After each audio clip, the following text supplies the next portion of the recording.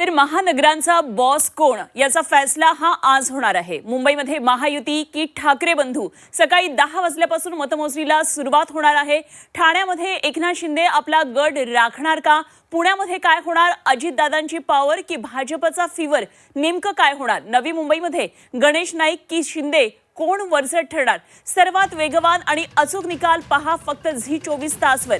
राज्यातल्या महानगरांवर कुणाची सत्ता याचा फैसला हा आज होणार आहे। निश्चितच सकाळी 10 वाजल्यापासून सर्व 29 महापालिकांची मतमोजणी सुरू होतीये। त्यानंतर दुपारी साधारणतः 2 ते 3 वाजेपर्यंत हे चित्र स्पष्ट होईल।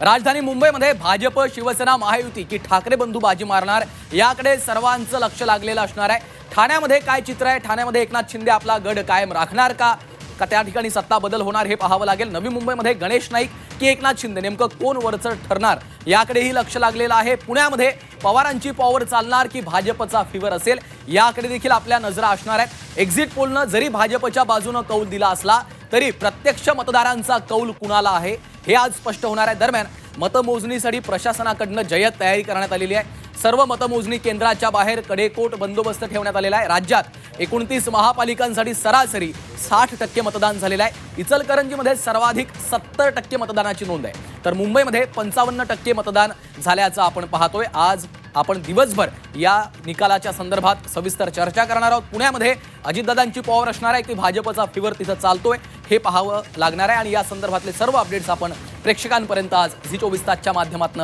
पोहोचवतो। अगदी सर्वात अचूक आणि वेगवान निकाल हे आपल्याला झी 24 तासवर पाहता येणार आहेत। काल एक्झिट पोलचे अंदाज आलेले आहेत। हे एक्झिट पोलचे अंदाज आज किती खरे ठरत आहेत हे बघणं सुद्धा तितकंच महत्त्वाचं ठरणार आहे। तर राज्यात मनपांसाठी सरासरी 60% इतकं मतदान झालेलं आहे। इचलकरंजीमध्ये सर्वाधिक मतदान झालंय। इचलकरंजीकर पहिल्यांदाच या मतदानाला सामोरे गेलेले 70% मतदान हे इचलकरंजीमध्ये झालेलं आहे। तर पुण्यामध्ये मतदान झालंय 52.42%, संभाजीनगरमध्ये झालंय 59.82%।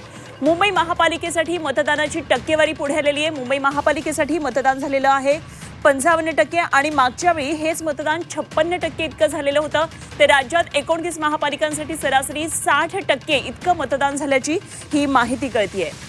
निश्चितच इचलकरंजीमध्ये सर्वाधिक अर्थात 70% मतदानाची नोंद झाल्याचं आपण पाहतोय।